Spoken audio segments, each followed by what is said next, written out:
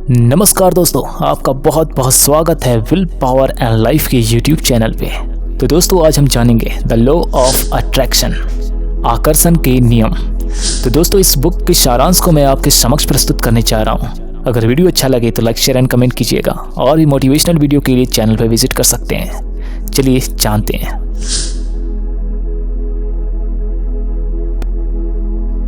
The law of attraction, जिसे आकर्षण का नियम भी कहते हैं, यह इस ब्रह्मांड का सबसे शक्तिशाली नियम है। इस नियम को प्रयोग करके हम अपनी लाइफ में कुछ भी आकर्षित कर सकते हैं। कुछ लोग जो सफल बने हैं उन्होंने कहीं ना कहीं जाने या अनजाने में इस आकर्षण के नियम का प्रयोग जरूर किया है। वर्तमान में आज हम जो कुछ भी कहें वो भूतकाल में हमारे द्वारा सोचे गए कार्यों का परिणाम ही होता है। वर्तमान में आज हम जो कुछ भी हैं वो भूतकाल में हमारे द्वारा सोचे गए कार्यों का परिणाम ही है।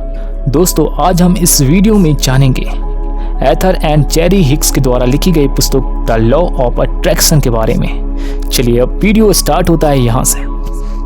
ऑथर का कहना है विचार करना ही आमंत्रित करना है। चलिए समझते हैं इस पॉइंट को।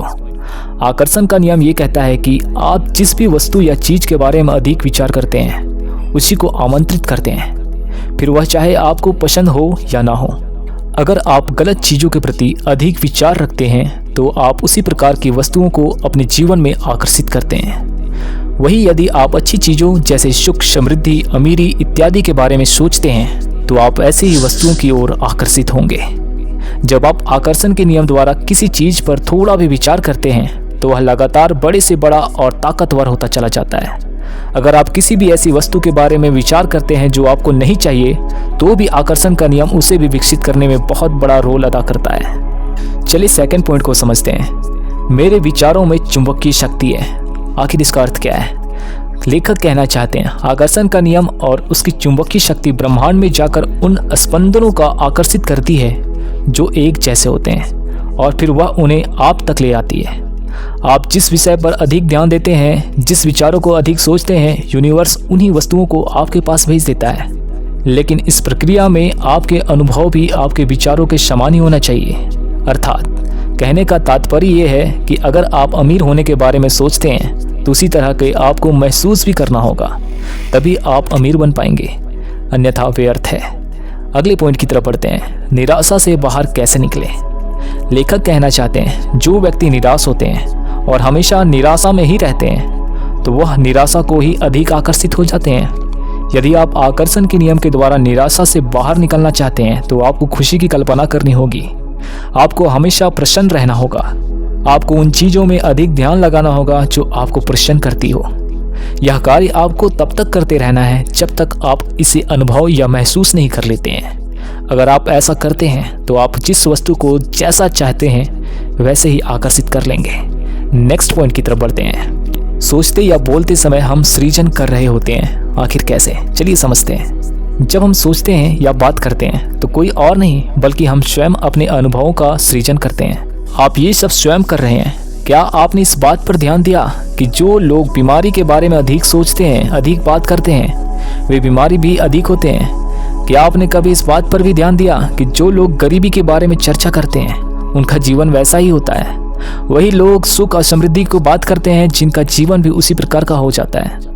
जब हम सोचते हैं या बात करते हैं तो कोई और नहीं बल्कि हम स्वयं अपने अनुभव का सृजन करते हैं। आप ये सब स्वयं कर रहे हैं। क्या आपने इस बात पर कभी ध्यान दिया कि जो लोग बीमारी के बारे में अधिक बातें करते हैं वे बीमार भी अधिक होते हैं? अतः आप जैसा सोचते हैं और महसूस करते हैं आप वैसा ही बन जाते हैं। नेक्स्ट पॉइंट की तरफ बढ़ते हैं। मैं आकर्षण के नियम का सर्वोत्तम उपयोग कैसे कर सकता हूँ? लेखक इस विषय पर कहते हैं आकर्षण के नियम को उपयोग हेतु सबसे जरूरी इसकी परिस्थिति के प्रति जागरूक होना होता है।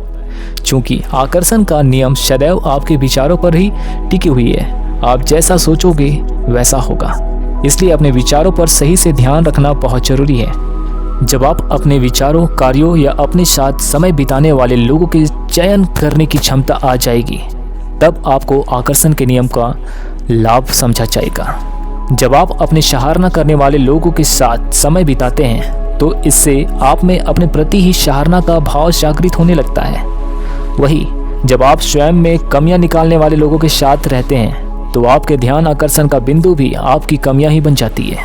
तो इस तरीके से आप समझ गए होंगे कि आप जिस भी वस्तु पर अधिक ध्यान केंद्रित करते हैं वही विशाल हो जाती है। आकर्षण का नियम यही कहता है।